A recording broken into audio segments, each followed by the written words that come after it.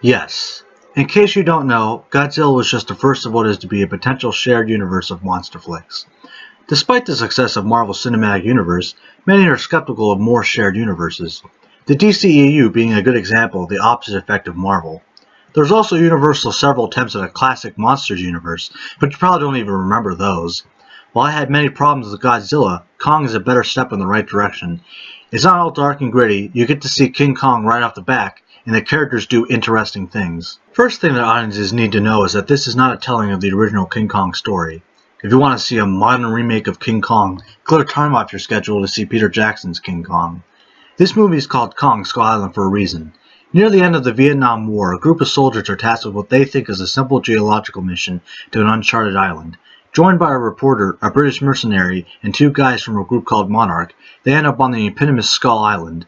After an attack by a giant ape that they incorrectly call a monkey, they soon found themselves in uncharted territory full of creatures and monsters that creation seems to have forgotten. The cast includes Samuel L. Jackson as the leaders of the soldiers. John Goodman and Corey Hawkins play Bill Randa and Houston Brooks, the members of Monarch.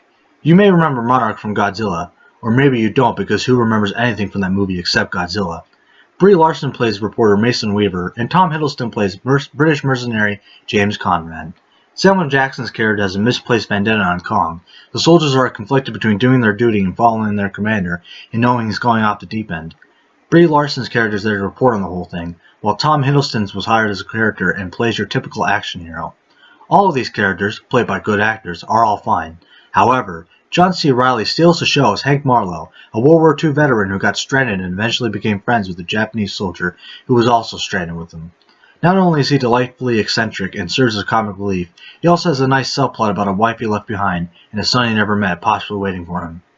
The big thing this movie did that Godzilla failed at was they made the humans interesting.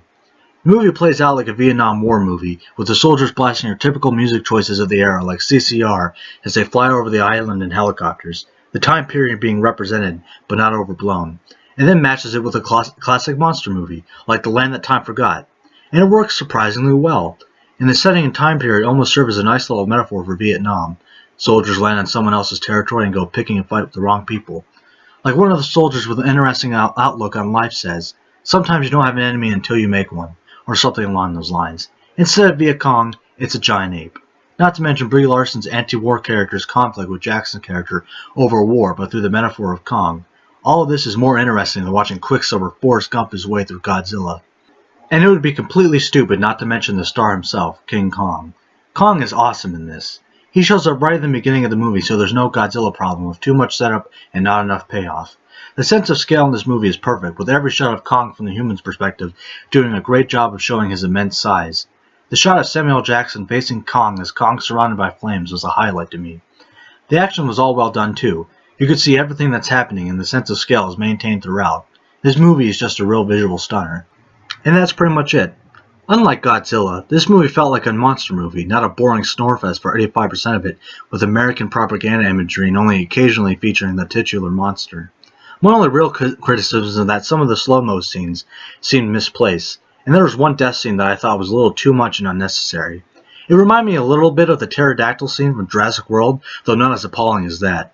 There's deaths in this movie, of course, but this one just came out of nowhere on a character that really didn't deserve it, and it just seemed a little mean-spirited. But again, wasn't as bad as Jurassic World. Just something that stuck out to me in a bad way. Maybe it reminded me too much of the scene from Jurassic World, and I got flashbacks. Also, the credits seemed a little weird. It just serves to set up the other movies, but they just sort of show cave art depicting other monsters like Godzilla and others I won't spoil, and not very subtle. At least they didn't have a character sit down in the middle of the movie and watch teasers to the next movies on a laptop like Batman v Superman did.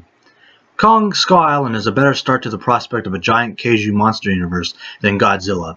It's fun, the characters didn't drag it down, and you get to enjoy more of the monsters. While I should remain a little skeptical of the whole shared Kaiju universe thing, this movie was a fine standalone flick. It's obvious we're going to get a King Kong vs. Godzilla movie, and I can't wait.